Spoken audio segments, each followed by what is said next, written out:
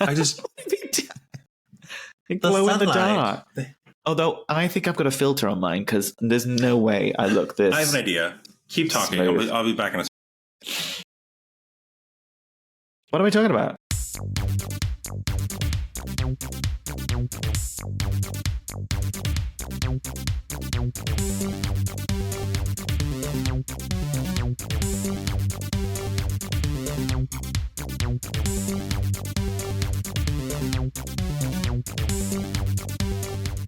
Let's not try and be funny. Let's just get through this. Let's just get through this. Hello and welcome to Incomplete Geeks, a gay geek podcast where we talk about all sorts of geeky things. Sometimes our knowledge is great, other times it is Incomplete. That's John. I'm Nick. I don't have a southern accent. I'm not a mutant, but I will suck you dry if you touch me right. We are talking about X-Men. X-Men 97. Specifically the animated series. Not X-Men the animated series from 1992. X-Men 97. We could do we can reference it. Well, okay, so a little bit of background. Let's talk X-Men 97. We had a bit of we went to do an episode before the premiere happened. A retrospective on the original. I think we should mention some of those things that we talked about because it is quite interesting. And plus, if anybody wants to listen to this and hasn't seen the new series yet, basically we had some technical issues and all of our recording was not usable, unfortunately. Nope. We're going to do it again, but this time we're going to let's mention like some of the things we talked about, and then we can basically make a review of the first 2 episodes of the new series. How's that? No, I disagree. Let's just get straight into it. Let's go straight into it because having seen it, I don't think you need to. After I spent weeks rewatching the original series. Me too. You do not need to have watched it at all. No. As far as I'm aware.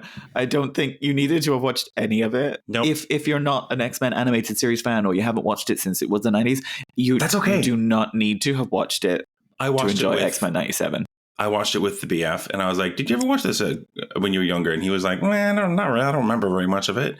And he's like, it's a new show, right? I'm like, no, it's a direct continuation. He was like, oh, but we went through watching it and he had no questions. Like everything was really accessible. Yeah.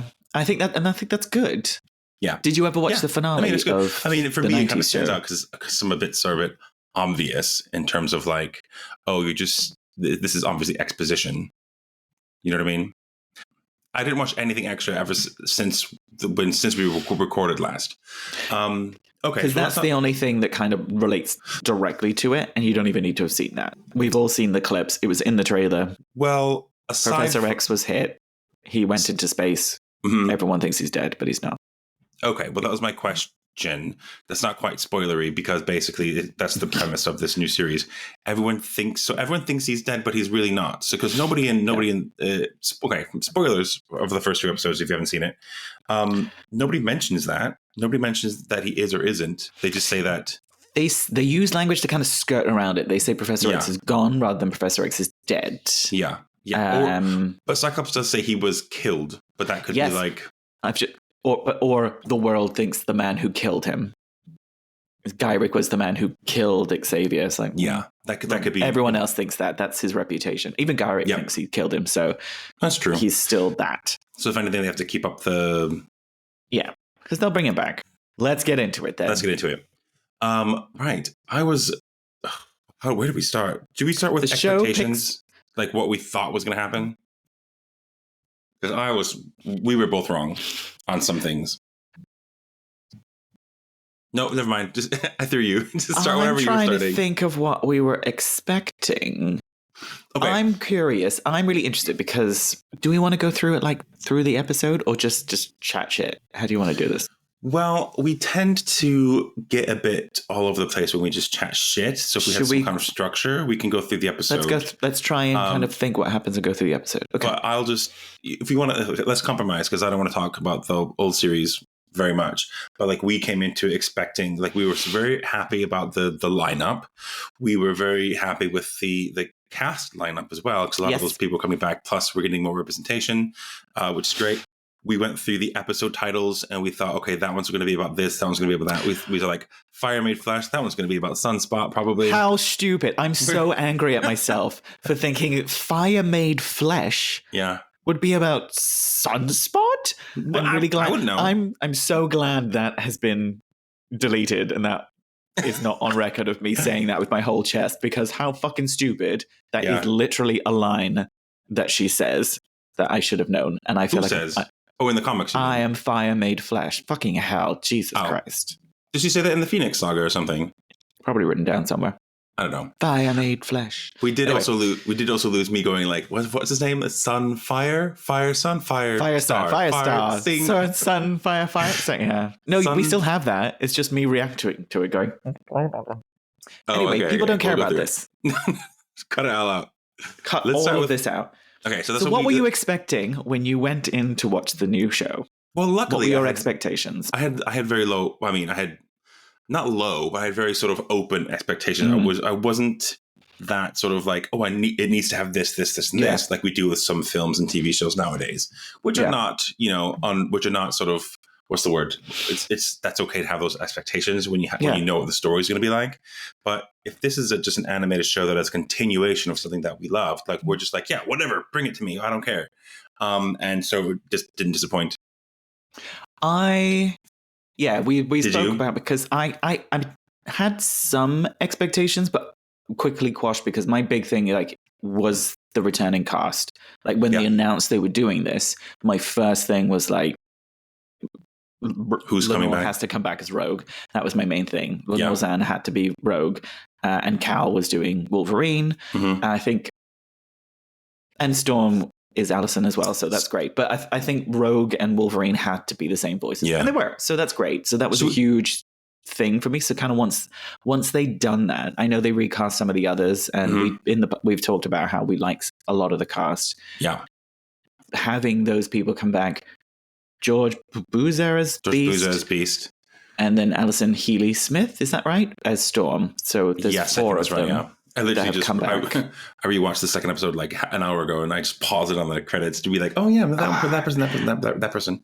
To have them come back is brilliant, and it shows there's a lot of love and respect for the original. But having new cast, like we were saying, like they've added diversity with, people. Bishop is probably played by a black guy now for a change, and Jubilee is an Asian actor and that sort of stuff. Was Bishop not played by a black actor? I don't think he was.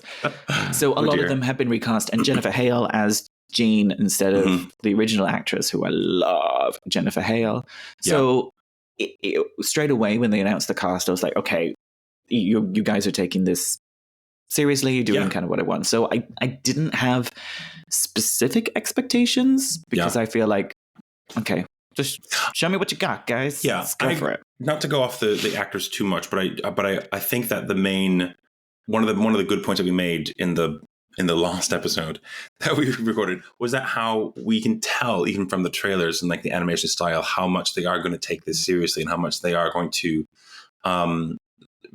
they're not going to mess with that universe. And we've talked about like revamps, reboots. Yes. Like it doesn't work when you don't pay homage to the universe of the original. It had to, like when in the reboots one, we said in order for it to be a good reboot, continuation, revitalization, whichever, it has to have respect and love for the original material, but has a new story to tell. Yeah. It can't just be fan service, that sort of stuff, which, thank you. Perfect. I mean, achieved. Tick, we got those. There's a few sort of things, I think, in the fan service, but I don't think that they just detract from anything. No, I don't think so either. I'm curious. So we'll go into it, kind of like work our way through the episode. If I can remember it, you've just rewatched it, so that's helpful. But I'm interested in your perspective, because you only know them from TV and film. You don't read the X-Men characters. Yeah. Yes. So you don't know the comic book stories and stuff like that. So a lot of what's in there, which I said in the last episode about the original series, what surprised me was there's quite a lot of reverence to the comic books, whether there's obviously a lot of storylines that are adapted, but even looks, motifs, moments, that sort of stuff, they really do pay a lot of attention and they adapt it. Unlike, films where they're just like, oh, now Mystique is his sister. What? They never, they start their writing process or whatever from the comic books. And in this new one, so many things are put in for real fans. So many moments that you can see coming a mile away, or you recognize. Even Magneto's outfit and everything is directly from the comics. So much of it, I was like, this is for me. I love it. Yeah, but I was curious to see if you, as a non-comic book reader, still had the same positive reaction to the show, and it seems like you did. I mean, I did. I did. The only stories that I know of from comic books is basically through you, and other things that I might read. If I read up on some character biography on Wikipedia or something, I'll just look about. Oh, were they part of that? Oh, did they meet that character? Whatever. In terms of or the original series. In terms of the artwork, I really, really loved it.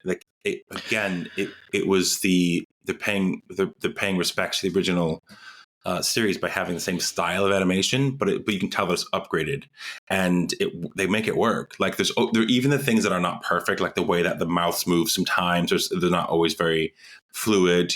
That's all the same, and yet they can still use computer animation techniques, whatever, to make it look just updated and smooth, and the colors are distinct, etc. I really like that.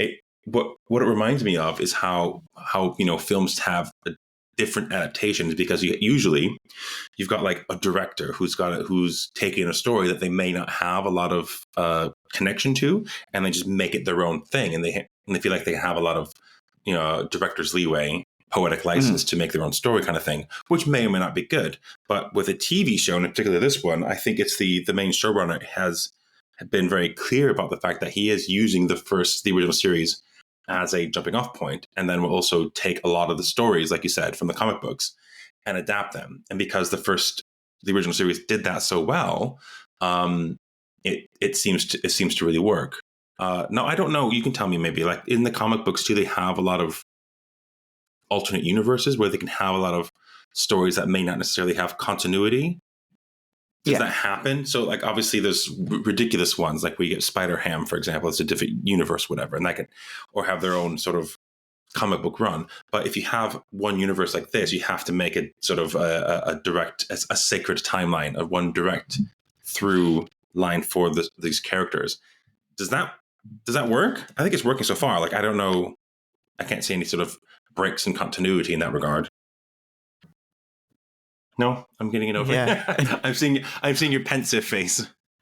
Yeah, I mean, there's tons of alternate timelines and that sort of stuff in the comic books. I think at this point, it's kind of like it's knowing that. Well, for us anyway, knowing that they don't have to get everything right. It doesn't have to match the comic books exactly. Yeah, but the more they try, that means a lot. So. Yeah, and the fact that I'm a lay person, a lay reader, watch review or whatever, and I'm not seeing anything that's a big discrepancy. How anal I can be about consistencies in storytelling. Anal. I know, I had to throw that in there. And I don't lose any of that. You mentioned Magneto's outfit. Should we start at the start? Is there anything we wanted to kind of start at the first episode? We'll get to Magneto's outfit, because I have. Let's go through the first episode. Let's go chronologically through the episode. Oh God, I hope I can remember. So it picks up pretty much straight away. It's also set in the 90s. How dumb am I that I didn't realize it was going to be set in the 90s? The World Trade Center is still there, and they're wearing rollerblades and shit like that. And you listening to rollerblades. I'm like, how dumb am I that I didn't realize X-Men 97 will be set in 1990 fucking 7. I mean, the thing is, it's 97, but there's superheroes, so it's not. It's still superhero world. Mm-hmm. But it picks up, just after, a few months after Professor X has died. And the world is a bit more amicable towards mutants. Yeah, so we start with this news report, right? Is the news report in the beginning? Yes. And then we go to Roberto da Costa, who we learn later is Sunspot. I know next to nothing about this character, by the way. Oh, I know. I didn't even know he was a kid, but he's brought in as a good way to set up this Friends of Humanity stuff. And he's not using his powers. He's captured, and then he's basically rescued by Storm in the most mind-blowing entrance, the epic, most dramatic, perfect 90s Stormness. It was so over the top and camp, and I fucking loved it. It was amazing. Brilliant. She's coming in, she's, got this like basically I am a goddess vibe. And then the very next character you see is Bishop, who who's, I don't remember if he is part of, like, does he join the team at the end of the last series? I don't know. No, but he'd been there enough. It's been a few months anyway. That's and that's fine. And that's cool that you see two non-white characters as your first sort of representation of the main lineup. And they fight together, and then Cyclops comes in. He's got some. Let's talk about Cyclops, because I feel like they're trying to sort of make him and his power set a lot cooler than they are on paper, which I think is fine. But I think what kind of works, I think it's about fucking time. One thing I didn't notice that I loved until the very end, like, this was not Wolverine and the X-Men. I know. I thought of that as well. The X-Men. Yeah. And Wolverine was there. Yep. And that was I knew I was going to say that to you, and how much you were going to like that. It was a really big swing of them to do that, because he's the most popular character and everything usually hinges on him. And they made a conscious effort for him not to be the star, at least of everything of these two episodes. He was not the star. And it was very much Cyclops' point of view, which is about fucking time, because he's the first X-Men. So I think it was great. And it really showed him not being the shitty boyfriend, like, oh god, everyone loves Wolverine, fuck Cyclops. It shows, like, no, he knows what he's doing. He's really fucking cool. I thought it was great. I think they did well at not losing that aspect of him being like the good Boy Scout kind of character, trying to keep the leader. But he's got this added pressure of basically being the next in line now that Charles is gone. And so that really comes through very well. But in terms of him, like, even when he uses his beams to propel himself backwards, like, that's not something I've seen before. That was cool. Yeah. It was cool. Yeah, it was good. And he's got these fighting skills. And considering that, like, his power, basically, he's got to, like, touch his head to to have this blast. And he can be sort of taken out so easily as if he just loses his visor. Or what if he can't bring his hands up to his, it can be very sort of grounded by that. But he still worked as a character. So then we go back to the mansion, and then he does his little knot line. I surrender, which was not. It's great. Straight from Night of the Sentinels. Love it. Yeah, I would not have known that if I hadn't read that somewhere. Like, oh, he does say that in the very first episode. Oh no, I remember that very clearly, because I remember thinking, it's like, that's such a anyway, it's great. It's great. And then we're back to the X Mansion, and we meet Beast, who's humming. And he wakes up Sunspot. Jubilee has a little thing, calls him a little twerp or whatever it was. Yeah. Or a yuppie or something. I'm not super interested in the whole finding the new person kind of stuff. I think they do it quite well, but they don't linger on it. The way Night of the Sentinels is a 2-part thing. It's all about Jubilee and getting her and that sort of thing. But it's like, oh, he's here. He's like a self-hating mutant. Oh, he's rich. He's spoiled. Okay, cool. Internalized mutant phobia. Yeah, we've got so much more going on. It doesn't slow it down. So I think I appreciate that. I get the sort of narrative device that he has to fulfill, where he's there to basically be us or anybody who hasn't seen it before, and that's his way of being introduced to everybody. But you're right; it doesn't linger on it, and they go on with, like, the action and the other things that. Yeah, we're too excited. We're too excited to, like, okay, Sunspot, great, come on, let's get back to the others. Yeah. I don't remember what's next. I remember bits. Do you remember what goes next? Whose idea was it to go chronologically? So stupid. I shouldn't have done this. They go to the kitchen. The kitchen with beignets. Gambit's beignets. Beignets. Which I never know how to pronounce that word, to be honest. I am obsessed with how the internet is losing their minds over bisexual Gambit. It's fucking brilliant. He is so fucking hot. Yeah. I'm so happy that his hair is fantastic. He's got those top. He's got the cum gutters. He's got the cum gutters. It's amazing. And crop top. It's like, oh no, I wasn't gonna fight. I'm making breakfast. Oh, that's great. Okay, hang on. So is that part? Is it really a style? The crop top threw me a little bit. I was like, why is he wearing that? That's a bit weird. But is that his style? It's very it's very 90s. Everyone's wearing that sort of thing. I never wore crop top in the 90s. I didn't either, but we were kids. We weren't adults. So, and we didn't have cum gutters. If I had cum gutters, I would be wearing a crop top now. True, I suppose if you've got it, flaunt it. But maybe. is he a bit sort of fluid in the comics as well with his sexuality outside of fan fiction? No, but no, he's not. But not outwardly, anyway. Maybe he could be. Maybe he could be. Give me a call, Remy. I also found that was a really good way. You don't get married. You don't date Rogue without being a little bit faggy. I'm sorry. Like, okay, I believe that. I think so. Okay, so again, that's a good way of sort of introducing the rest of the characters because you've got. Oh no, I know. Hang on. Before we go there, we have a brief stint in the danger room because Sunspot's like, "What do you got? What are you doing around here? That's fun." And Jubilee takes him to the danger room where we get introduction of Magneto and Wolverine. Great, fine, whatever. And then we go to the kitchen, introduce ourselves to Gambit and Rogue, and then later on Jean Grey. And then do they go into the office afterwards to speak to Val Cooper? Oh yeah. There's Val Cooper. Is she a character from somewhere? I have no idea who she is. The bitch Val Cooper. Yes, she is a long-running X-Men character. She's been around since the 70s. Not from the original series, though. No, but I do like how the fact that she was on a treadmill. Like, remember when Madam President in season the first episode, the woman president was on like an elliptical machine. Was she? Yeah, when she told Gyrick to disband the whatever registration act, she was on an elliptical because that was the 90s. Yeah. So the fact that Val Cooper is in, she's a leotard. The leotard on a treadmill. That was very 90s, I thought. That was cool. So, fun fact, which I guessed, but I wasn't 100% sure, that was the voice actor was the original Jean Grey. Yeah. Which does not sound at all like her. No. I wonder if that's why she was maybe recast, because she just doesn't sound the same anymore, or it's so different.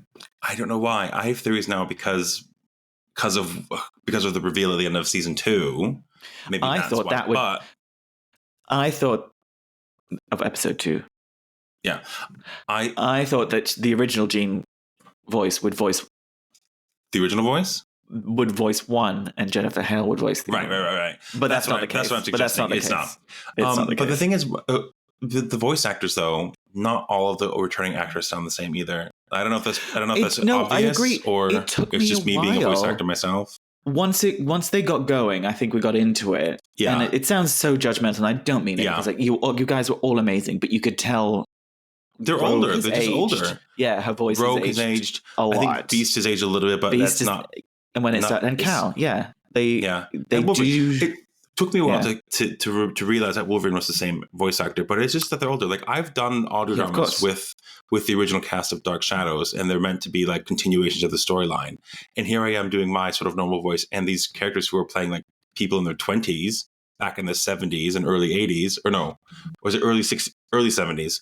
And they're now like close to your voice has changed. The voice change, it just happens. So. That makes, if that was the reason, that it's just Jean's voice it just doesn't sound like her anymore. And Jennifer had voiced her before, so it seems like fair. And she gets to be Val Cooper, which is a great fucking character. She's kind of on the side of the mutants, but not if it doesn't go her way, kind of thing. Sure. Like she was first introduced during Ronald Reagan's era in the comics, and she worked with Ronald Reagan. Like he was in the comics because it was the 80s. Right. So she's very much she's not a Democrat, she's a politician, so she'll work for whoever's in charge kind of thing. Okay. I didn't realize she was such a significant character in the comics. Yeah. I'll be looking at her a bit more. So it's great. So I'm glad that she's there. So we got a chit chat in the office. Then he goes and moans about how Charles left him a legacy, and you see the death certificate on the desk. And then the basketball comes through and knocks the picture down, the picture of the original X-Men. Which I thought was great. Which is cute and lovely, but also they met Angel in season 1, so he was not an original X-Men in this universe, was he? They met him in The Cure. I can't remember what that episode was. But they met him in The Cure. And they didn't know each other. It was a different one. Well, I mean, Beast was white in the picture as well. Like, what's the story about? That's what happens in the comics. He was human shaped, and then he experiments on himself and then turns himself blue. Is that what it is? That was my question. Is like, what happens? Yes. That is Okay. comic book accurate. But also, who cares? That's fine. I love it. Yeah. Great. I mean, did they really have to sort of go back to that photo over and over and over again? Like, They did it a lot, but also it's cute. It's fine. It's cute.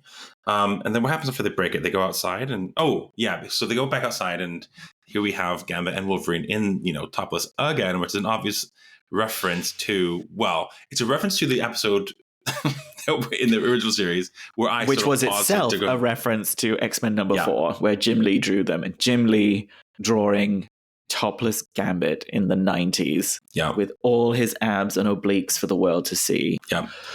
And Wolverine the same, but shorter and hairier. Because that's what Wolverine is. They didn't get rid of that. They kept all that. Nope. I think it was great. It was great. So basically, they tell Jubilee's like, how could you let Sunspot run away or whatever? And Cyclops was like, go find them. They don't seem to care. They're playing basketball and no one's like, oh, you shouldn't have let him run away. It's like, eh. And they're playing basketball. They don't really seem to care. No. I mean, Cyclops does say that as well. He's like, all these people, like, they're all out playing basketball. They should be sad like me or something like that. Like, true. That's very Scott. But they don't think he's dead. No, but still he's gone, and it's you should be sort of. It's not safe for him to be out there. Yeah. Anyway, and it's not safe for him to be out there. So they go find him. They go to the rave or club or whatever. Yep. Which I thought it was daytime, and now suddenly they're having a club. I don't know. The time is a bit different. The timing is a bit loosey goosey in this show. It's daytime, nighttime, whatever it takes. So they go to the club. I really like. There's a moment where Rogue is watching like all the sort of the contact be made, and so you really get into that sort of aspect of the character where she wants that and she can't have it. It reminds us of it, but also if you're new to it, it's like just a heads up. Her power is based on physical contact, that sort of stuff. It's like and she's lovely and she's happy, but remember this. Okay, yeah. And Jubilee finds him. They do like a bit of a dancey, look into each other's eyes. She does her little plasmoids power. Yeah. Tom said to me, "Is her power just basically making fireworks?" I'm like, yes. "Yeah, pretty much. Yeah, yes, it is." He's That's like, "True. Okay, that's cute." And then they go. Do they get attacked there? This is ridiculous. I watched it 2 days ago. How have I forgotten? Me, I watched 2 days ago, and I did watch it twice. So, the Friends of Humanity. Some people show up, but it's just a reference how Wolverine comes up. Oh, and Wolverine and Morph have an interesting moment as well. Yes, where Morph morphs into Jean Grey and is like, "Oh, I know why you're upset." Those two have a really good, really interesting relationship. Love it. I love their friendship because it was a huge part of the original series. A little bit gay, but that's fine. Yeah, I mean, he does go a bit over the top when, he's the only one that can make me laugh. But it's great that they've kept that through. And, when they had the little montage where they fight at the end, it's so cute. And it gives Wolf, I like that part as well. When he turns into Sabretooth for a brief moment. And he throws beers and play. It's so adorable. It's just lovely friendship.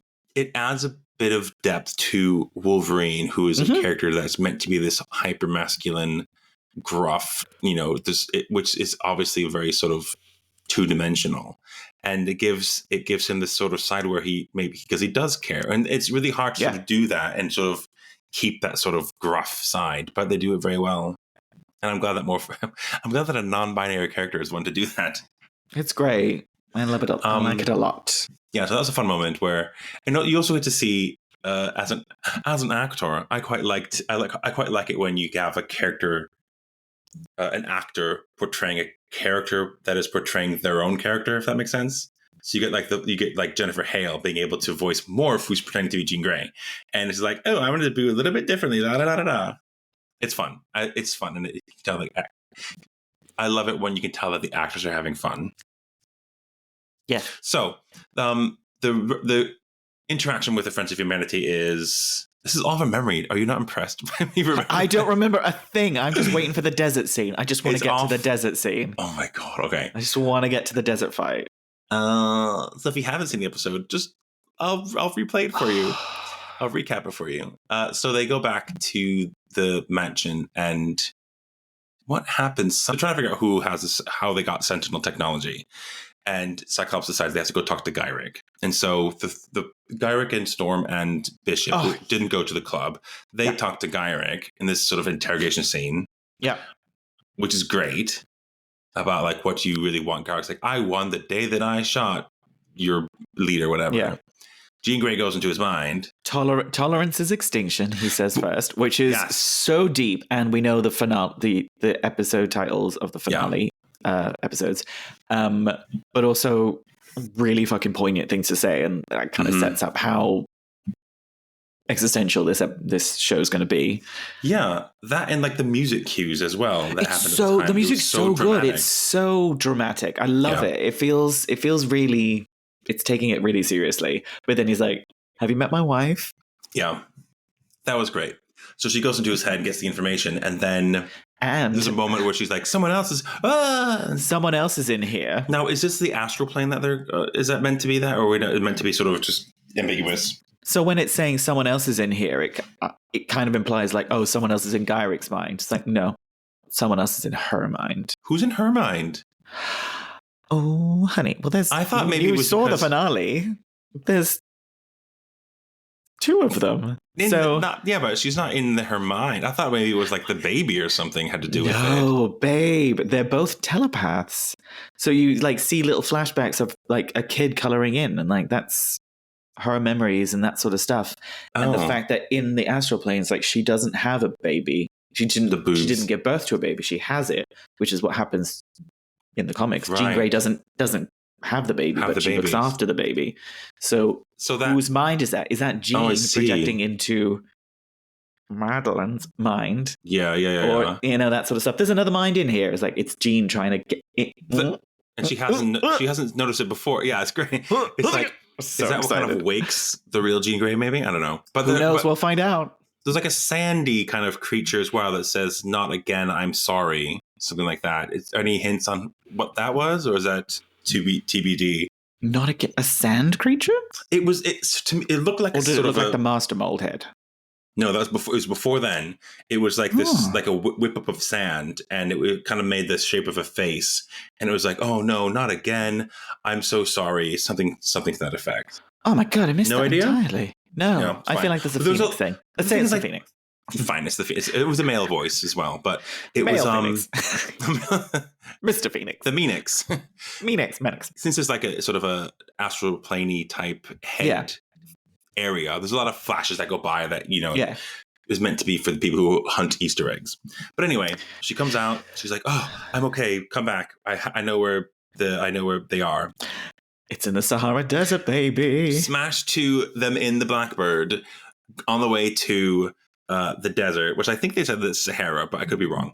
I think chat. Wolverine, I'm going to slice into pieces. Storm's like, you shouldn't do that. And then they get attacked by a Sentinel. A Sentinel rips the top off the Blackbird. Which was like I was like, whoa, this is like, they are not fucking around. The action is so good. The animation, you said you really enjoyed. I have to admit, I found it a little bit jarring at the start. Okay.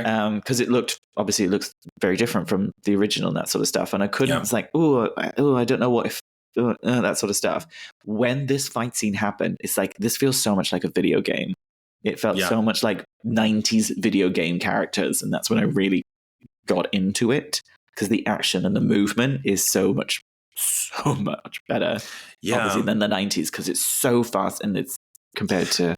That is true. I feel like in the 90s, for whatever reason, if they are sort of restrained by having to literally draw every cell, like if they can get by that and have the action go a bit quicker, because it doesn't have to be so... It's much easier for the computer to tell you how to make it smooth, because if you fuck up, you just go back to that previous cell, do it again, kind of thing. I loved it. I think it was like... It didn't really lose me, but there was definitely a lot going on. Oh, God, it was great. Ripped out of the Blackbird. They all fall to the ground. Storm's like, Rogue, you take that one, I'll take that one. Yeah. Morph turns into Archangel. And the fact that Cyclops is like, okay, I'm fine by myself. And just... Good job, guys.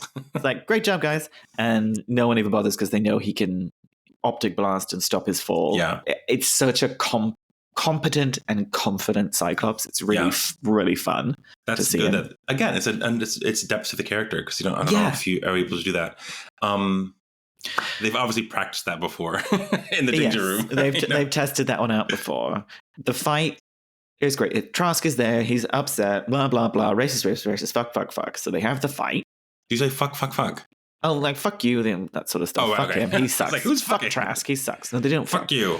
And the fight's amazing, and I love Rogue picking up one and throwing it another, then ripping the head off and like throwing it into someone else as the guy.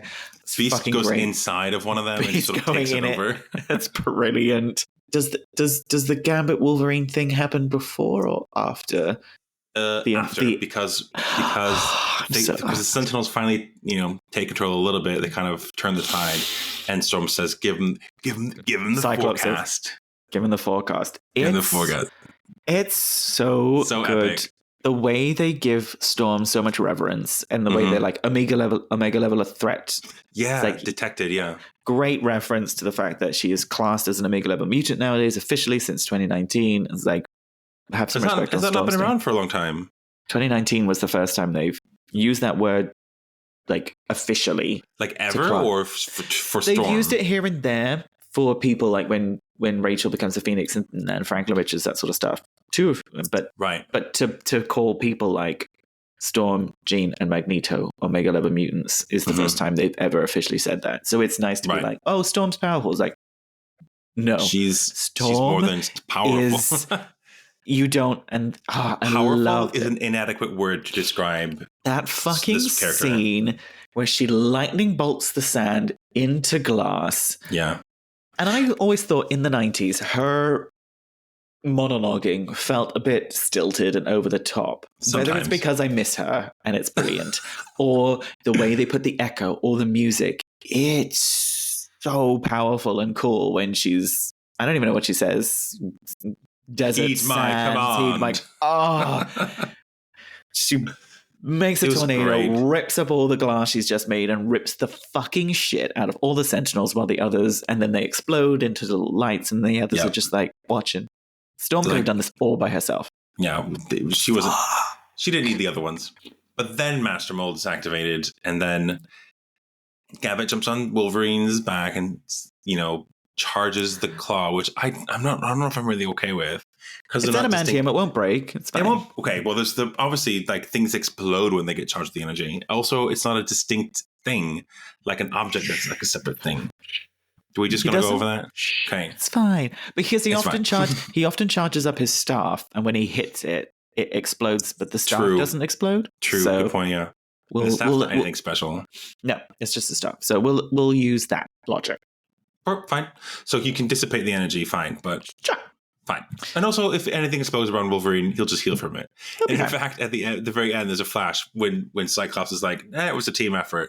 There's a shot of all of them, and there's Wolverine with like his suit is hanging on by a thread. He's like, yeah, I don't know. How's it going? So they beat Master Mold. The Val Cooper flies in. They're going to disassemble the Master Mold. And he says, "Thank you. You sound a lot like Charles." And Cyclops is like, "Yeah, I know, but it was a team effort." And they fly back. There's a bit of a moment where with Roberto and Jubilee when she's like, "Okay, the threat is gone now. You can go." And they have a bit of a flirty moment, which is like the least interesting part of the episode. So it's not interesting. I like Sunspot as a character, but I don't. Whatever. He's rich, I like the way and he gives her his card, whatever. Yeah. Nice. Then what? Then they're back in the basketball court, and they're all dressed up in their suits. And I know a scene's coming next because they were all wearing that when they burst into the room to find Magneto there. But it's when they announce that Scott and Jean are thinking of leaving because they're having a baby. Oh yeah, Jean's pregnant, by the way. Spoilers. Jean's pregnant. And they're thinking of leaving because of course you are. Why would you want to raise the kid here? Crazy. Which is weird because it's a school. We've talked, I don't know if we mentioned this, if this was in the last episode or not, but like how it's a school and yet there's like turrets in the front garden. There's machine guns everywhere. Guns and a school for children. A fighter jet underground. Underneath the basketball court. You don't see any other kids though. Is it like like off season for school summer season? They don't have other kids at the school. There's no students there. No, they've covered that before in the past. They used to be kids, and then they had the New Mutants, one of which was Sunspot, and then everyone moved to and then they grew up, and then they were going to have more, and then they had Emma Frost took them to Boston, and that's where they had kids. So at this point in the show, there's no students, there's no curriculum. There's never been a curriculum. The students were Kitty Pryde, and then Jubilee. Fair enough. Like it's not really special tutelage then. Exactly. Have we had the conversation between Jean and Storm that we missed? That's in the next episode. Okay, great. So and Magneto, it finishes with Magneto showing up. Daddy Magneto. Daddy Mags. Whoa! I love the play of words where he's like, it now belongs to me, my X-Men, which is not only like the title of the episode, also is like is the thing that they say. The super famous phrase, yeah. Great. At first, because Magneto's voice is different because the original voice actor passed away. At first, I was Magneto? I know Cyclops did. Okay. Yeah, Magneto too. Again, with originally I was like, I feel like he feels a bit young or a little bit different because again, it took a while to get into it. Mm-hmm. Second episode, no, he's gritty and mature, but also vibrant. Oh, I'm kind of into Magneto. Yeah, I thought you would be. The thing is, like, I don't think that predictable. I mean, you always have been. What about his? You call him Daddy Magneto in his like white tank top or whatever. Does he wear that again? Anyway, his new outfit, by the way, go to the next episode. His new outfit, which is basically like this sort of black with a big letter M on it. I was like, why? What is? I had no idea what that was until I saw a photo. Oh, you've seen the photo then? I've seen a photo. I don't know how ubiquitous that costume is, but that's from the comic books. That weird black thing with the M. Oh, is that the cover? X-Men it's the 200. trial. The trial, yeah. And obviously he's on trial in this episode as well. However, as Connor Goldsmith will point out and reply to my message on Instagram when I said this, where is it? Yeah. Not enough titties in the cartoon. Like his titties are perking out in the comic. Yeah. Look at him. I just like how like his shoulders are exposed and to show off his biceps, which they kept for this show. But look at that's a frame from the cartoon. Like they have that full, Anyway, we'll get into that. Anyway, so Magneto's sexy, Magneto's sexy indeed. Magneto is super sexy. So he gets first billing when the music starts. Yes, the second episode. The intro. Loved it.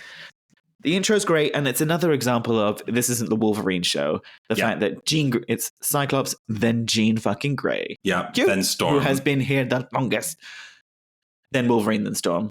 No Rogue. I think Storm was before Wolverine, but no, she wasn't. That would have been better if she was, but things like that. They added Morph and they added Bishop at the end. Yes, and then the second one, Magneto's at the start. Which is Magneto's great. X-Men, not Cyclops's. Love it. But even if when they have Magneto in the beginning, they still have Professor X at the end, don't they? Yeah, I think so. Yeah. Oh, and the lineup as well, when they sort of run it towards each other, they updated that as well. So your green-headed guy that stupid pink-headed guy, and someone did say who it was, and I don't know who it. I can't remember. I was going to say those exact same words. Someone mentioned who it was. I forgot, and I cannot remember. Me neither. But but the fact that I've been reading these comics for 20-something years and I didn't recognize the name, it still means it's a weird choice to have that weird pink-headed guy running. But anyway. Do you know who they have instead of that weird pink-headed guy? Emma fucking Frost. Emma fucking Frost. Next to Lady Deathstrike. And Lady Deathstrike. Definitely crossed in. And Jean Grey's in the lineup because she wasn't before. Yes, she showed up this time. We mentioned that in our last episode. Great. Perfect. Oh, and wait. Oh my gosh, I just realized. In the second episode, is it Magneto flying with the X-Men side, or is he still with his Brotherhood people? I don't remember. I didn't look. I was just like, all the new stuff. I feel like he's still with the Brotherhood. Yeah, that'd be weird. If we're wrong, let us know. You can write into incompletegeekspodcast@gmail.com and let us know we're wrong. Thank you. Yes, that's incompletegeekspodcast@gmail.com. We'd love to hear from you. So what does episode 2 start? The fairground? Oh, yeah, the fairground. It was good. It didn't really hit like emotionally because it was this threat that was obviously going to be resolved by an X-Men, but it's Magneto, and that was the show's way of saying he's trying to be good now. And I really love how, and again, it feels quite genuine to the comics in the 80s, how he's trying to be good. He's not suddenly good. He's not mind controlled or rebooted or anything like that, where he's like, oh yeah, I agree with these things now. Because Charles is gone or any other reason, he is trying to be good. Yeah. He's like, I'm going to try and see things your way.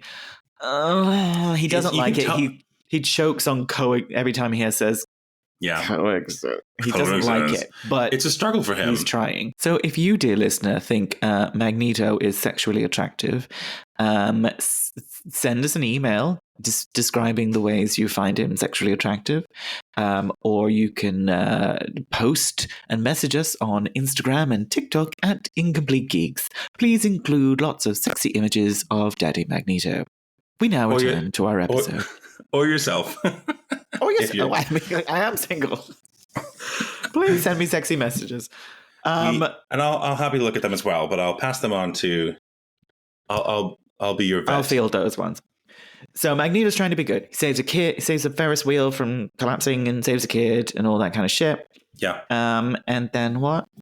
Then there's like a news reporter there, and so it cuts to some X-Men watching it. I think it's Cyclops. Like, oh, I didn't.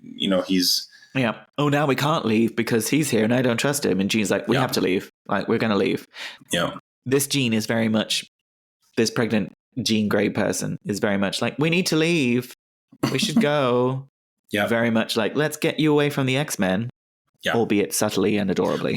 But we'll come back to that.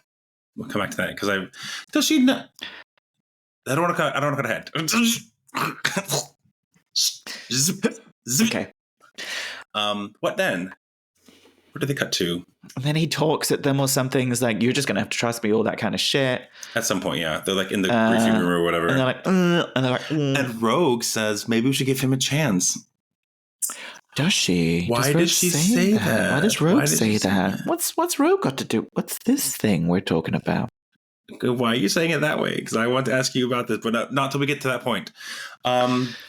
This is so stressful trying to remember what happened in the episode. Why do we do this to ourselves? Why didn't we write things down? Well, I don't know what happens because next. we did, and then we lost that episode. So Jean and Storm having a conversation. Are they still leaving though at this point? Yes. Well, he's saying we can't leave now because Magneto's terrible. And Magneto owns everything, by the way. Charles left him his money, his mansion, his X-Men, everything. Tell me they're not the most homosexual couple you've ever heard of. Leaves him everything. So gay. I love it. There's so many undertones. So overt tones. So, yeah, Cyclops is kind of like, oh, I can't leave now. But Jean's like, yeah, I can. Let's go. Okay, so this may be out of order, but let's talk about the talk that Storm has with Jean in the room while she's packing. I really love how Storm is like, what was it? I forget what led on to it, but how she foreshadowing. I always wonder what it means to be human. But it's also a conversation that happens in the comics a lot. This was a conversation that Kitty Pryde had many times when she was the young one. It's like, don't you just wish you were human? I just want to be human and make it easier for myself when she was like a 14-year-old. And Storm would always be like, no. Like, maybe not to have the bigotry, but she's also a black woman. So it's like, bitch, I've got enough. She's like, no, the world that I exist in because of my mutant powers, humans will never learn. It's amazing. And I love every second of it. And that was such a big part of her. And it's why we love Storm, because we're like, God, if we had powers, fuck you for moaning about having powers, Jean Grey. My kid will have powers. And I, for a moment, wish that he didn't. So it could be easy for him, and every mother wants the child to have an easy time at life. I really like how Storm hits home the fact that she's found a family because she calls her sister. Yes, again, very comic booky. They do that a lot in the comics. It's nice. If it wasn't for my powers, I wouldn't be here. And I kind of feel like it's obvious. It's if X-Men weren't so woke as you think that they are, like they are an allegory for LGBT community, because all we have to do is use our superpowers to find our family, and it's so much better. We would not. Which is what we're doing right here with you guys. Exactly. Thank you for listening. Okay. Anyway, so okay, this is great. And then she's like, "You don't sound like a weirdo. You sound like a mother." Yes, because mothers worry. You don't sound like a monster. You sound like a mother. Sweet. Be a monster. Great. Lovely. There's also a scene between Rogue and Magneto where she comes in and she's with a lot of cat-based puns. Like that was the fan service I was talking about earlier. I love we you look do nervous love as a them. long-tailed cat in a room full of rocking chairs. It's the best line. It's great, and I'm glad that she did a cat reference, but she did 2 in that scene. I was like, in that scene, like that's at a least lot. 3 overall. Like, all right, calm down, Rogue. But it was great. It was a little bit of fan service, but I loved it. And there's also a moment where he says, where they're looking at his helmet, and he's like, "I used to tell myself that it blocked his." That was the gay. Carry on. Sorry, it's so gay. Carry on. Yes. So there's also gay, but also there's that. Isn't that kind of a retcon where like we think because in the comic books it didn't block his thing. It was a thing that made up the films apparently. In the first animated series, it doesn't because he reminds him takes him back to Auschwitz in that fight. It's like, oh, that's disgusting. And that was through the helmet. Through the helmet. So it obviously, but also, who cares? It's cute. It's a nice way of addressing it. But what does he say? He's like, I always felt Charles inside my mind. It wasn't an invasion. It was just him being presence. It wasn't a presence. It was a presence. And I used to tell myself, hang on, I'm going to get this. It's something like it was not just a presence. I used to tell myself that this helmet prevented him from getting in there. And Rogue says, or was it that you thought that if you knew how much he still loved you, you wouldn't be able to go through with your grand schemes? Which is beautiful. Yeah. But so gay. It's like very Charles very was inside of him the whole time. Not as an intrusion, but as a presence. And it was a welcome penetration. And if he felt that love inside of him, he wouldn't be such a bitch. I'm going to say that to my Maybe I'm just a bit too single. But I feel that if I felt the love inside of me, maybe I wouldn't be such a bitch either. But true, that was so gay, and I loved that it. as a title of this episode. Yeah. And Rogue was there for it, and she's a big fan of it. Yeah. See, everyone goes gay around Rogue. That's great. It's true. It's so true. They just flock to her. Okay, so then there's like he's like, I thought that you'd avoid being with me in private, and starts to take off her glove, and she draws away. No cat. That cat at the back is going to stay in the bag or something that she says. What's that about? And also, towards the end, they do touch each other. Okay, but we're not there. We're not there yet. Fine. Okay. So it's a thing. You're like, well, what was that? And she's like, that cat's going to stay in the bag. And there's an alert that leads on to the next scene. Oh, the helicopter's coming. I love Val it. Cooper in the helicopters. The bitch Val Cooper shows up with these guys with guns, and they're like, it's shielded against magnetism. And he's just like, okay, then I'll take your helicopters. I'll just take the fucking helicopters and hold the blades to your head. It was such a casual use of his powers. I love it. It's like, guys. And she doesn't flinch either. She's like, no, and she doesn't. I love that. Fuck yeah. But again, he's trying to be good in an effort, because Rogue says, you have to earn trust. You don't just expect it. Yeah, good point. That's a good line as well. In an effort to earn their trust and be good, he wants to see the benefit. He wants to see the benefit of being this Charles-like character. So he surrenders to them. That's interesting. So, that I didn't put those 2 points together. How she just in the just 5 minutes ago said that to him, and then he's like, okay, well, if I'm going to have the opportunity to prove myself, I'll submit myself and surrender. And he does. That's where we get the very classic look in the shackles of the trial of Magneto, which is a throwback to X-Men 200 for the titty top, everything like that. And they march him in front of the UN. The UN. The UN. Yeah. It was the UN, which Tom said is like, shouldn't it be at The Hague or something? I thought it would be. And I was like, in the original, it was in Paris, but it would have been The Hague because it was a human rights. But it's America. It's exactly what I said. It's like, but The Hague. It's in New York. It's just right there. It's so much quicker to just take him there. Let's just go to the UN. True.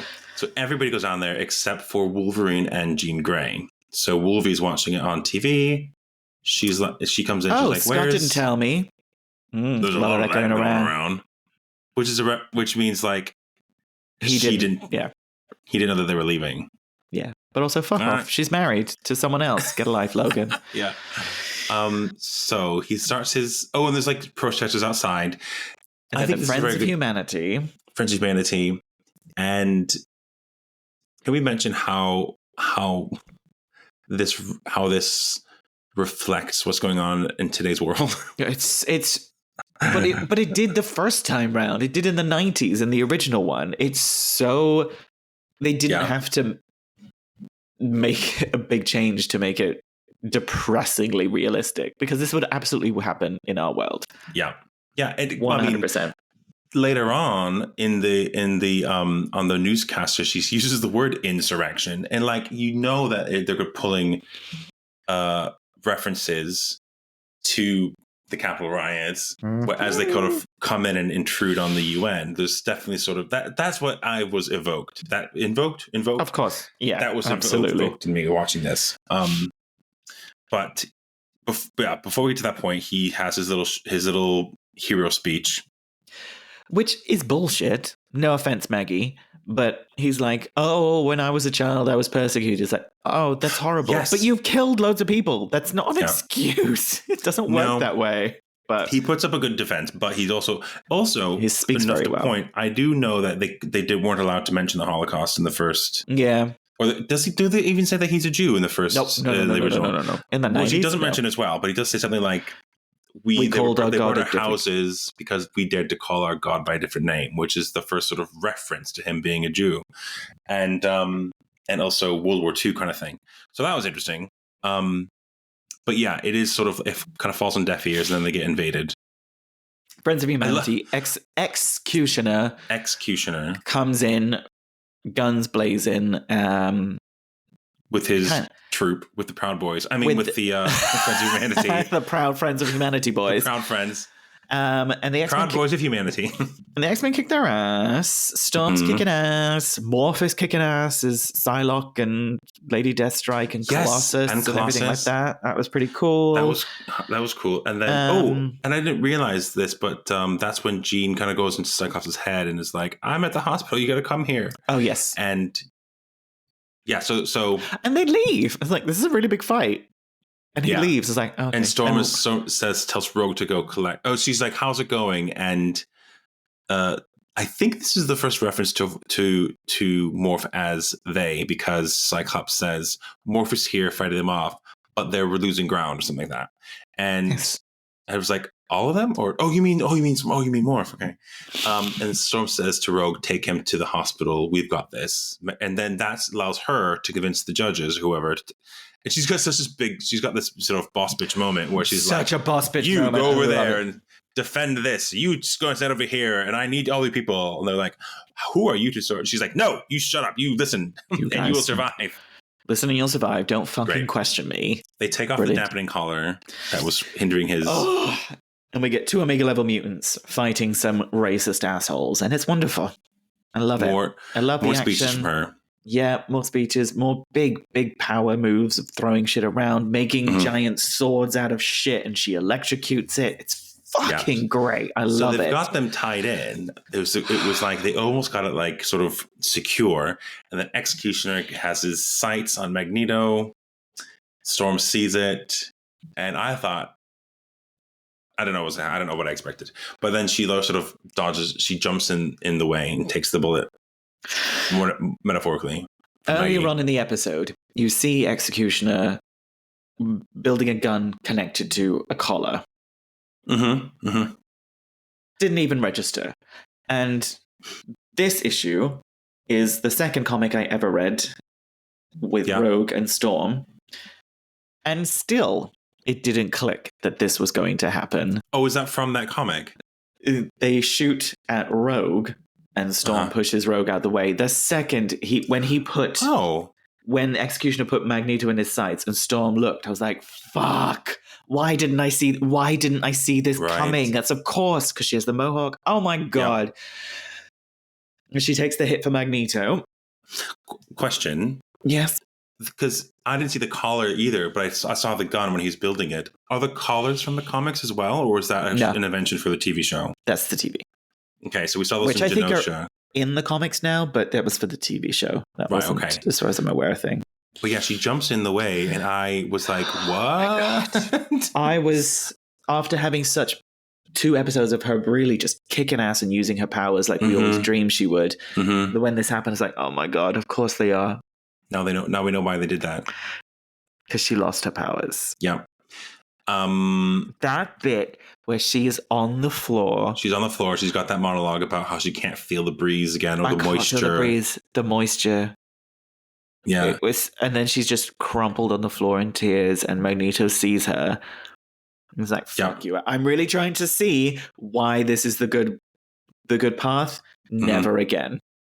Never again. Is that sounds like he said that before?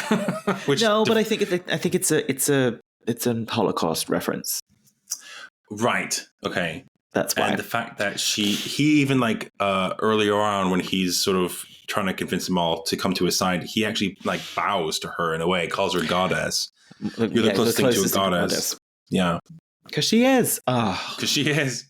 And so he takes all the judges, rips them out of the ground, and the executioner, because you're all idiots, and he has the platform on this big sort of giant mini island into almost into space, floating into suborbit. And great speeches. I can't remember what it was, but I love the line where he's questioning. He's like, I really want to just do this, but I'm not going to. Again, he's trying to see the benefit of being a good guy, and I love his line. What is it? Don't make me let you down. Let you down. And I didn't get that first time. And I was like, oh yeah, they're in space. It was written by a gay black man. This show is great. That's why. Fucking amazing. Yeah, true. It was so good. And he's like ingrate, bigot, sycophant, worm.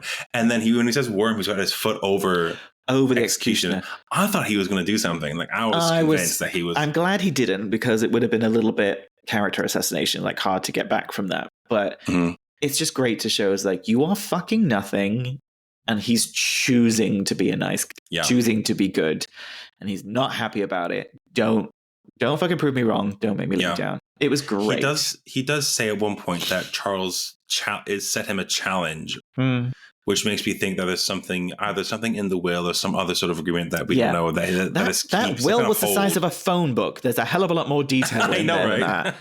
There's a lot in there. And Jean at one point, she says, Scott, read the will again, which means he read it once. He's already read it. It's enormous. What's wrong with you? I don't even have time to finish a book every month. No, I'm still work. I've got that anyway. So yeah. Very good speech at the end. Very good. We cut to the lab again. Are we in the lab again with Beast looking at? Yeah, let's go to the lab, because that's what we want to talk about. Beast analyzing the effects of the ray and that sort of stuff. The radiation from the collars. It took the powers on a cellular level, and she's like, just like, how long? How long? Beast said, long? The wording is interesting. He said it appears that they are permanent. Which I'm like, they can't do that. No, they'll come because I don't know what happens in the. If this is a. It just wait. Jean has her baby and calls it Nathan. Oh yeah, she has. We forgot. Sorry, Jean. Meanwhile, Jean's at the hospital. A bigot won't treat her because he's an asshole. How did they not have a doctor? I'm assuming because their doctor was private and was elsewhere, and this was just the closest one. Yeah, of course. Of course. Let's assume that. It was a private practice. So yeah, and they weren't there. Mutant doctor. So Cyclops is like going rogue. It was Lilandra, and she's not there right now. Exactly. Rogue absorbs the doctor's skill and delivers the baby. Is that a thing? Absolutely, it's a thing. Okay. She absorbs everyone's skills. Of course. She absorbs the entirety of who you are. Your memories, abilities, superhuman and human. Of course. She can speak languages when she absorbs people's memories. She knows how to pick locks when she steals people's powers. Okay. She does everything.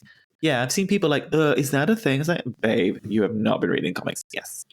That is very much what she would be able to do. And so she delivers the baby, which I think is a great use of powers. And she's like, Rogue, I trust you. Great. Mm-hmm, mm-hmm. And they call a little baby Nathan Charles Summers. Nathan. Cute. Charles Summers. Nathan. What? Nathan Summers. Yes, Nathan. We've seen Cable in the previous series. We know that he's Nathan Summers, right? Do we know who's Nathan Summers? I don't know, but you know who else is called Nathan? Nathan Gray? Nathaniel Essex. Oh, whatever. Do you know who that is? It's Mr. Sinister, but also it's like Nathaniel and Nathan's not the same name. Yes, it is, because in the comics, that's why Madeline called him Nathan. Because they're like, oh, he's Nathan Christopher Charles Summers in the comics, right? Okay. Christopher is Cyclops' dad, Charles, obviously. They're like, oh, named after his father. It's like, Nathan, her father, Mr. Sinister. Because he made her. He cloned Right. Jean. Anyway, Not there yet, right? the comic book nerds know this.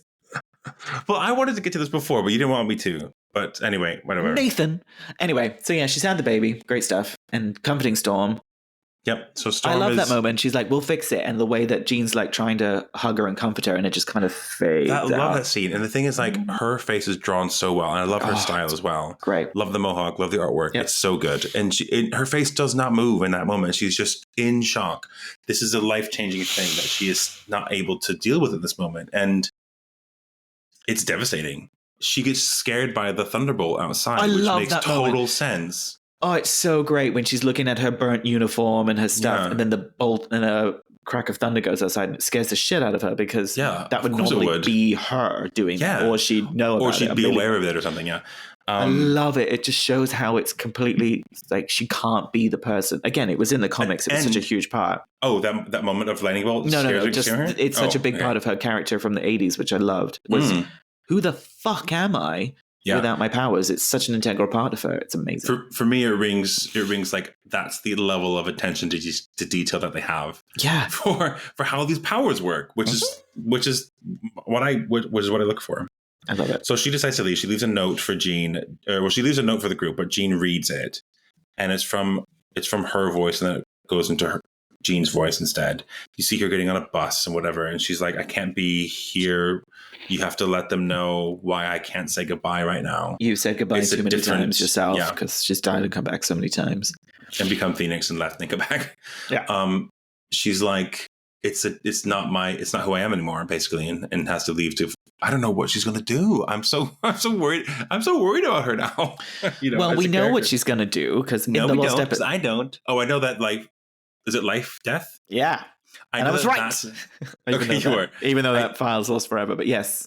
All I know is that all I've read about is that she hooks up with Forge somewhere. Yeah, and do we know that he's going to be a character in this? He was before. Yes, because it's a Native American voice actor is doing it. Indigenous voice actor is doing it, which is great because he was a recast as well. So we'll see her in a couple episodes. I think we'll get back to Storm. It's going to be one episode without her, just for it to sink in. We got a lot to cover next week. Gotta shit myself. It's exciting because as the episode finishes, Jean finishes reading the letter, and it's really good what she says because it applies to Storm and herself. But I've completely forgotten what it is. What? In the letter? Yeah. No, it was just the emotion. The emotion was just like... No, like if you listen to it again, I've forgotten it. But if you listen to what she's saying, it's like... living someone else's life, dreaming someone else's dream, something like that. Babe. Yeah. I didn't realize that. Because then who shows up at the door? Then there's a knock at the door. Morph's like, see, I told you she'd be back straight away. Opens the door, and holy fuck if it's not... It's like this haggard-looking... hospital replica. Gown wearing. Is that what it was she was Jean wearing? Fucking Grey saying, I need the X-Men. I need the X-Men. Cut to Storm or Cyclops being like, what? And then that Jean in the background going, huh? What? To me, that looked like she was like, that looked more like a what the fuck kind of look than a oh shit look. Am I wrong? I have no more knowledge than you. I think it's an oh shit look. Okay. I think that Jean is Madeline because Madeline has Nathan and she knew. So we both on the same page as far as that's been Madeline for who knows how long, probably since the Phoenix, I guess, which I still haven't seen yet because you haven't let me see it. Nope. But I assume, because obviously I know the history of Madeline Pryor based on what you tell me. I assume that she doesn't know that she's a clone. That's the point. It cannot be the same storyline because Madeline was introduced when Jean was killed after the Phoenix thing. She was introduced as a character to help write Scott out of the comics. She was a human. She was supposed to be like, this went on for nearly 10 years. So she didn't have powers, what you're saying? No, Madeline didn't have powers for ages. It was only when editorial made them bring Jean back, and then they're like, okay, you can't have two of them. She looks like we need to get rid of her because we want to put Scott together with Jean. So Chris is fuck you. So that's when she became the clone and then the Inferno and stuff. And that went on for years. That took years. So there's no way they can do that. I will take what they can give me, frankly. Right. Okay. So in the comics, when they retconned it, did they retcon it so that she always knew who she was? Nope. And she did. So she didn't know. Nope. And did she have powers? Did she ever have powers? She had powers when she started. She made a deal with a demon to get magical powers, and then realized she had mutant powers and all that kind of stuff. It's a long story. Don't worry about it. Okay. So no, she did, and now that she's back in the comics, she does have powers. But she's still just a clone. But she knows she is. Now she knows, yeah, sort of stuff. So they can't do the story completely faithfully. So I think just do whatever you want with it. And I love the idea that maybe she knew. Maybe she knew. Because if she was genetically created, or whatever, she would be a mutant the whole time. Yes. So why wouldn't she? She wasn't. Fun story. Fun fact. Mm-hmm. Jean Grey's powers manifested when she was 10 years old, when her best friend, she was playing with her best friend, and her best friend got hit by a car. She was holding her friend as she died. And that kickstarted her telepathic powers because she was like trying to connect with her. And so she was inside her friend's mind as her friend died because she didn't want to leave her.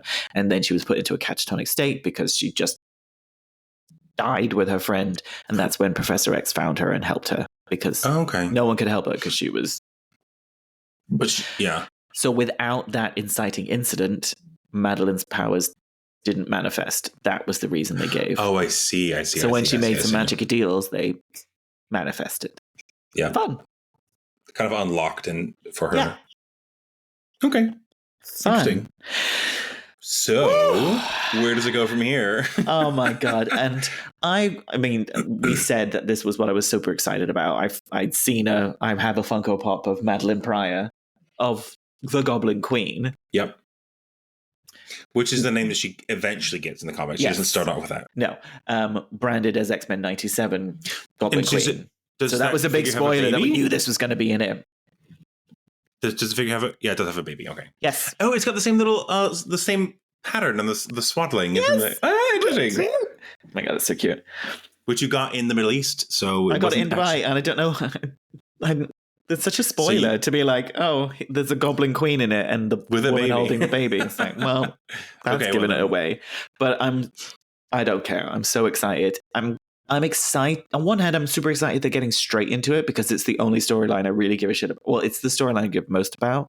Mm-hmm. But I'll be sad if it's like done in one episode. Yeah.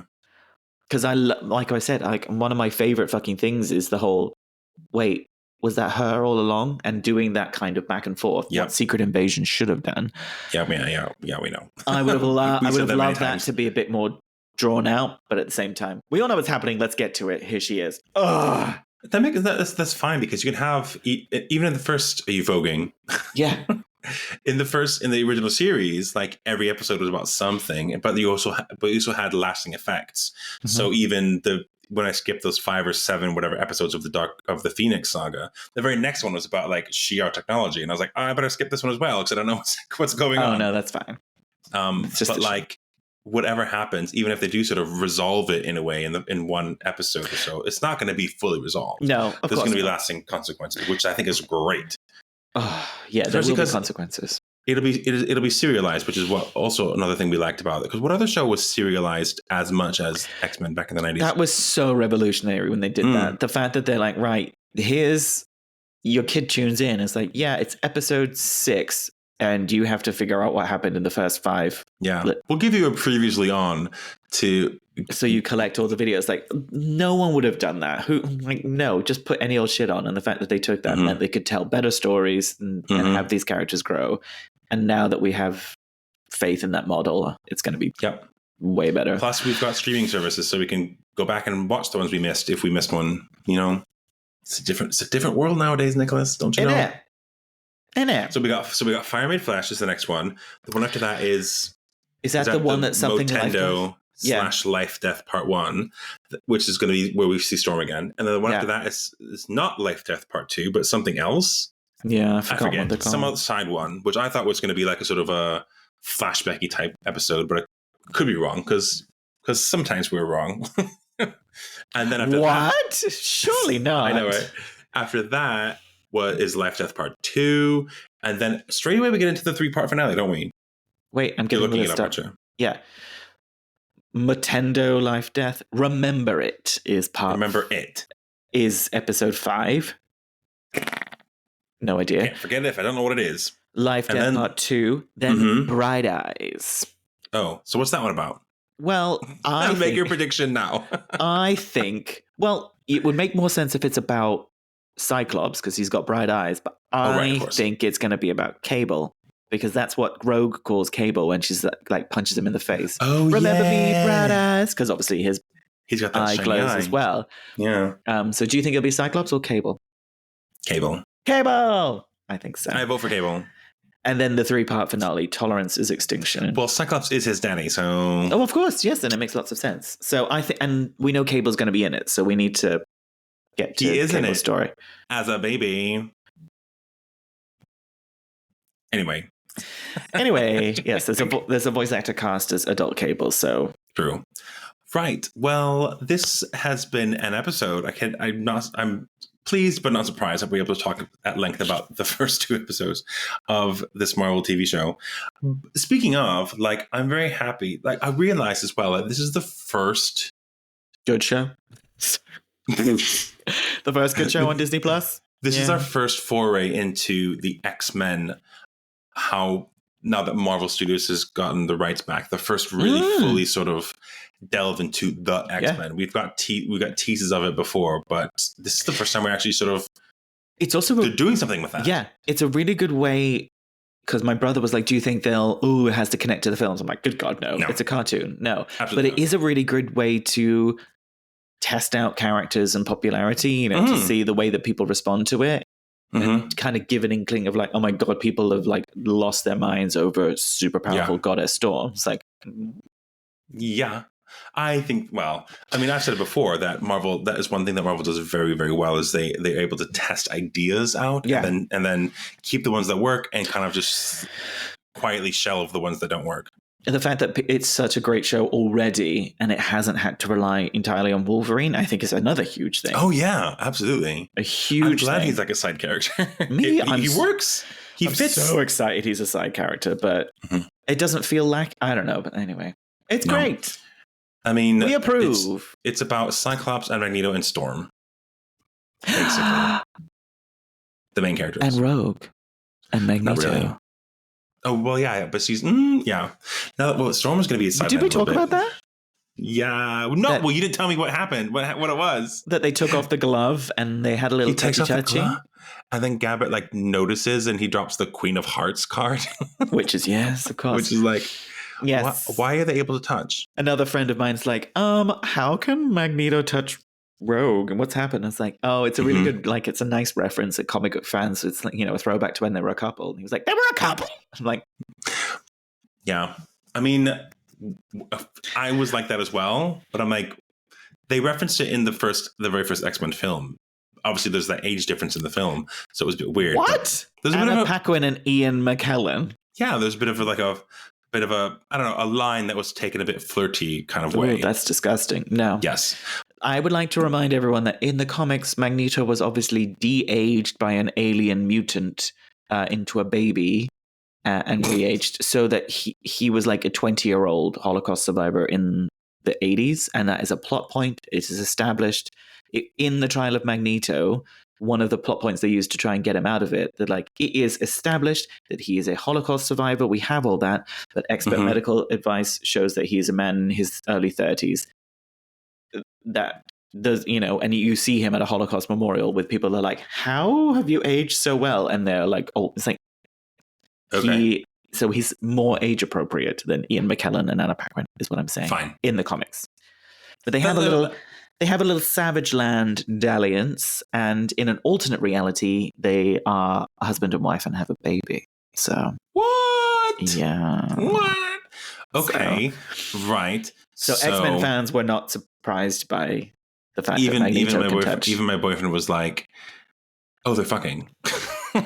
Oh baby, they fucked. They fucked. They fucked. That's the secret. But also, how do they touch? Why? How? What happens? He puts a magnetic field over himself. A biomagnetic field or some shit? Just put bio in front of it. And so he's shielded from... Shh. And so he's shielded from her powers. There you go.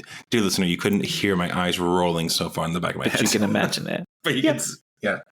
Yep. Okay. Why Okay. not? Because it doesn't make sense. None of Whatever. it makes sense, John. No, of course. It's superhero stuff. He can make force fields, so he made a force field around his skin so that she didn't absorb his powers. Okay. That just makes pure sense. It's logical. I give you your sense. Okay. Well, did we miss anything, dear listener? Did we skip over anything? It's fine. What was your favorite part? What stood out to you? What made you get emotional? Write in and tell us. That email, once again, is incompletegeekspodcast@gmail.com. We want to hear what you think. Like this episode, share it with your friends, subscribe if you haven't already. If you want to get in touch with us on the socials, you can reach out on Instagram or on TikTok. Our handles there are @incompletegeeks. Like us, follow us there as well. We like to hear from you. We're probably going to be doing posts about these episodes as they come out. If not Absolutely. on here, we'll do them on social. A bit of both. I want to hear, do you think it was Madeline? Or do you think it was Jean? Is Storm going to get her powers back? Did Magneto fuck Rogue? Please let us know. When, where, and how hard. And how did they do it? I can already see it in my mind. I'm having a great time. Me too, unfortunately. Let us know if we missed anything. We're sorry if we've got anything wrong. We're trying our best, but we're not complete geeks. But we are working on it. We are indeed. Thank you for listening. Bye-bye.